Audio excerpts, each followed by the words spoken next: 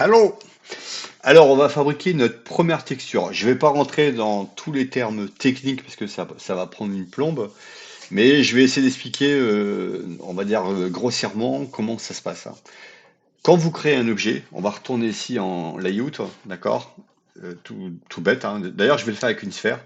Je vais faire, par exemple, ici, un mesh. Donc ça, c'est des formes primitives, comme je l'avais dit. On peut faire soit une UV sphère, soit un cylindre, etc., etc. Et cetera.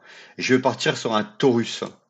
Voilà. Donc, sachant que quand on crée une forme, on a ici, par exemple, le nombre de segments.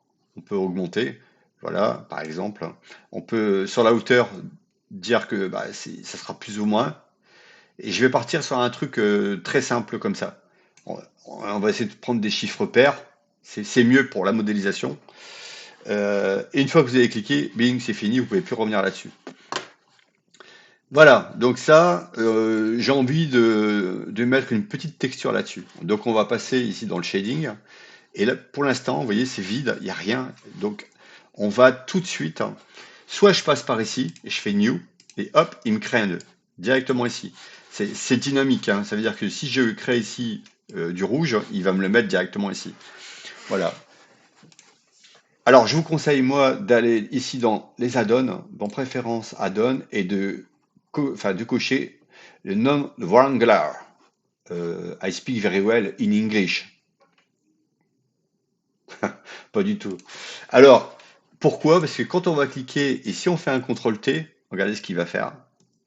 Il va me créer directement les nœuds qu'il a besoin pour travailler. Donc là, on a besoin bah, d'une image, on a besoin du mapping, d'accord?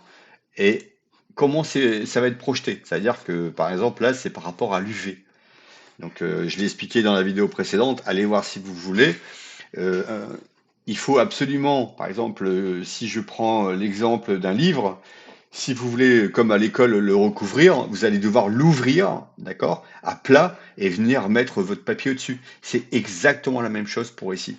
Donc là, je vais faire une texture procédurale comme ça, je n'aurai pas besoin de le déplier et je vais le mettre en mode généré. Voilà, donc les procédurales, c'est du mode généré. Ne cherchez pas, c'est comme ça. Et je vais supprimer avec la touche supprime celui-là et on va faire ici. Alors, soit vous faites add et ici vous avez texture. On va prendre un Musgrave. Ah, moi j'aime bien aussi le Voronoi. On va le cliquer. Vous voyez, vous avez un petit point bleu ici. Donc on va le mettre là. Et on va mettre la distance ici sur la balise color. Pourquoi pas la couleur sur la couleur, mais vous allez comprendre. Parce qu'il va me renvoyer, comme c'est du blanc, ici, le nœud, il va me renvoyer une valeur. Donc c'est du noir et blanc. Je vais scaler ça, et voilà ce qui se passe. Vous voyez? Je vais volontairement passer en UV, et vous allez voir que la différence, elle va être énorme. Il recalcule. Si je repasse ici en Generate, il me le fait uniformément puisque il génère comme il veut.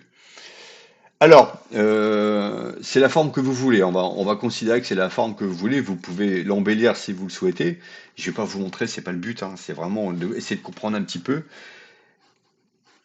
Sachant que on peut renommer ici, si je clique sur le nœud, on peut renommer ici, si vous ne le voyez pas, vous appuyez sur N. Voilà. Et maintenant, on peut par exemple lui dire que voilà, c'est un peu plus métallique.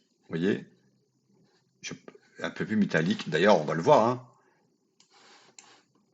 N'oubliez pas ce que je vous ai dit sur là, par exemple, le Word Opacity.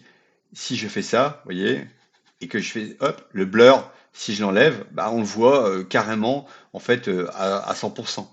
Mais c'est pas ça. Ce qu'on voit derrière, c'est une simulation pour que vous puissiez vous rendre compte comment va réagir votre texture, hein. Ça n'a absolument rien à voir avec le rendu. Le rendu final, c'est ici. Et vous voyez bien qu'il n'y a rien du tout. Voilà. Si vous mettez un éclairage là-dessus, euh, là, regardez, je vais vous montrer quelque chose.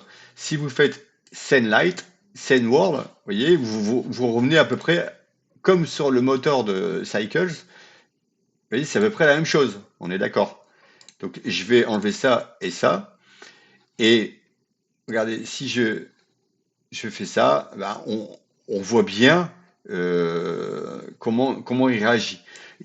Ici, si je désynchronise ça et que je fais une rotation, ben, regardez, hop,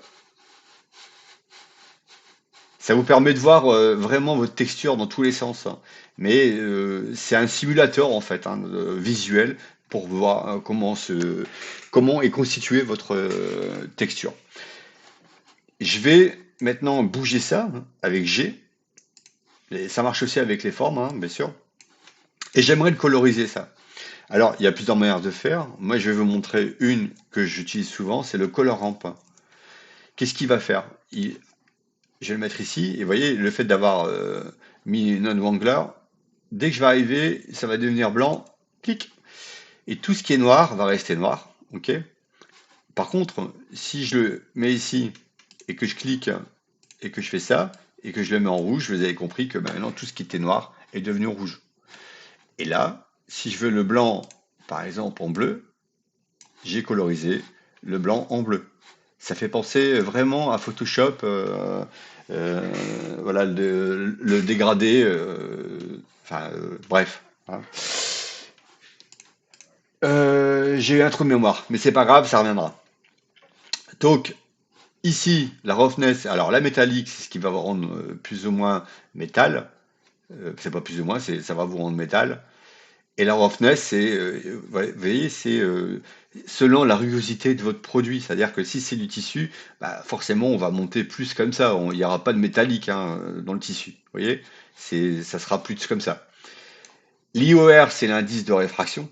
Allez voir sur Internet à quoi ça correspond. Et l'alpha, ben, c'est comment il sera transparent ou pas. Ok? Ça, je vais pas m'étendre là-dessus. Avant, on voyait tout, etc. Mais là, dans la version 4, ils ont préféré mettre en avant ce que vous allez, bien sûr. Et là, bah, c'est votre sortie pour voir si je le déconnecte. Vous allez voir, il n'y a plus rien. Donc là, sur la surface, ça donne ça. Vous avez fait votre premier, comment? Vous comprenez que vous avez besoin de ça pour travailler. Je peux enlever ça, ça va marcher, hein. Vous allez voir que je vais faire un compte. Je vais le déconnecter. Je vais le déconnecter avec ces majuscules, contrôle droit. C'est contrôle. Voilà. Il va fonctionner, hein, le truc, hein. Vous voyez? Mais il est plaqué sur rien du tout, en fait. Puisqu'on lui donne pas sur quoi il doit être fait. OK? Voilà. Donc, ici, je vais le reconnecter. Et là, il va y avoir une grosse différence. Voilà. Alors j'espère que vous avez compris comment fonctionnaient les matériaux, hein. Pour ma part, bah, on va essayer de l'embellir un peu, vous voyez. On va repasser ici ici dans la modélisation et je vais essayer de vous montrer plusieurs choses. Soit vous travaillez directement avec les nœuds, enfin avec les nœuds, je dis n'importe quoi, avec les modifieurs qui sont ici, et ils ont regroupé encore une fois dans le generate. Et si vous mettez par exemple une subdivision de surface, vous allez voir que bah, directement, je vais en mettre deux. Je vais faire un shade smooth, vous voyez, donc il va lisser en fait hein, tout simplement la forme. Et la grosse différence, c'est que si je reviens ici en shading, vous voyez, bah, vous avez fait un pneu, une chambre à air. Et si vous regardez en mode tabulation, hein, c'est ici, hein, en mode tabulation, en mode edit, hein, eh ben, vous pouvez vous rendre compte que bah, tout simplement, j'ai toujours ma cage. C'est top, hein, vraiment, hein. Regardez, je vais prendre cette boucle ici, avec l'arête, et je vais faire un S. Vous voyez la puissance? Je vais prendre l'arrêt du haut, je vais faire un CTRL B.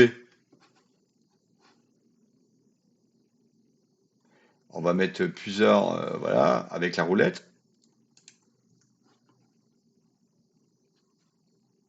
Vous voyez tout ça? C'est des choses que vous devez connaître, hein. CTRL Z, hein. Voilà. Alors, il faut savoir que ça, ce que j'ai mis là, le modifieur, c'est dynamique. C'est-à-dire que si j'en veux plus, bing, je l'enlève et je reviens à ma forme initiale. Si vous êtes sûr de votre coup, vous pouvez l'appliquer directement apply ici. Voilà. Et maintenant, bah, c'est devenu, vous voyez, tout ça, c'est devenu bah, un mesh à part entière. Voilà, donc il me reste plus qu'à vous dire, bah, écoutez, amusez-vous, hein, vous voyez que bah, vous pouvez faire beaucoup de choses. Et puis moi je vous dis à très vite et pour un autre tutoriel. Allez, salut.